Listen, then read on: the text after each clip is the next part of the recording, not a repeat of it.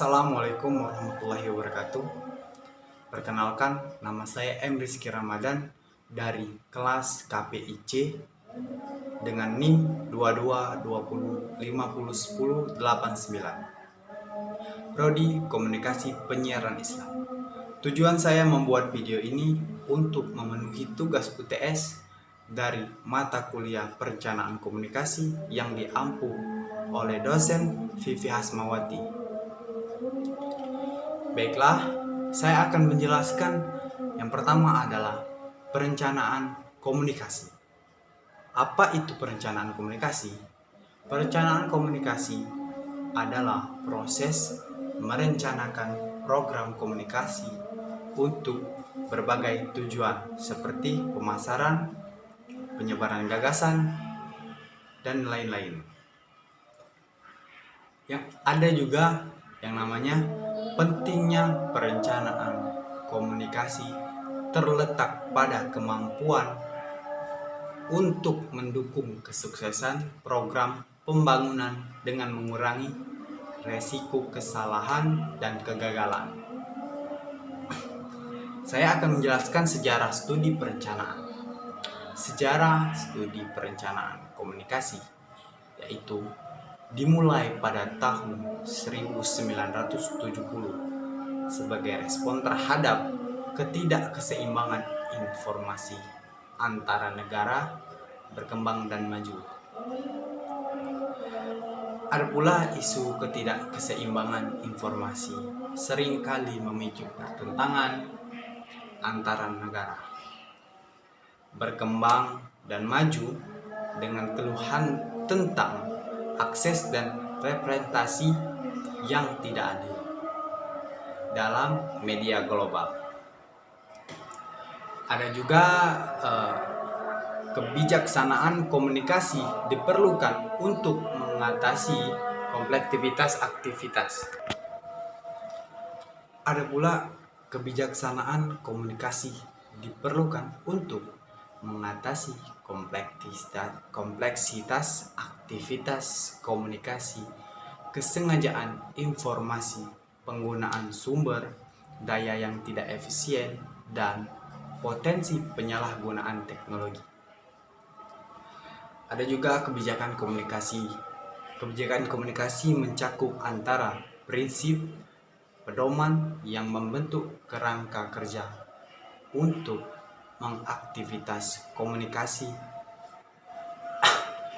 Komunikasi berasal dari tradisi, hukum agama, dan nilai-nilai masyarakat. Tujuan kebijakan komunikasi.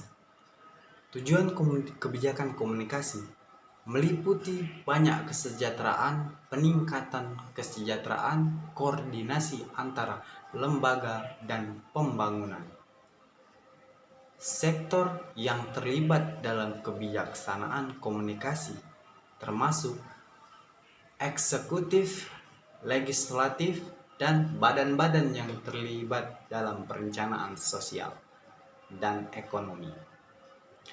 Ada pula tipe-tipe perencanaan komunikasi mencakup perencanaan strategis untuk menetapkan arah jangka panjang dan perencanaan operasional untuk merancang tindakan konkret. Ada pula dasar perencanaan strategis, yaitu dasar perencanaan strategis meliputi pengembangan visi yang berorientasi ke masa depan dan relevan dengan nilai dan budaya organisasi. Perencanaan komunikasi operasional. Perencanaan komunikasi operasional ada banyak, melibatkan aktivitas konkret untuk mencapai tujuan, termasuk infrastruktur komunikasi dan program komunikasi. Ada pendekatan perencanaan komunikasi. Pendekatan perencanaan komunikasi adalah pendekatan rasional menyeluruh atau terpilih didasarkan pada kebijakan umum dan tujuan yang ingin dicapai. Teori pendekatan perencanaan. Teori pendekatan perencanaan komunikasi menggunakan teori pembangunan sosiologi komunikasi dan organisasi untuk merumuskan tujuan dan merancang strategi komunikasi. Ada pula hakikat perencanaan komunikasi.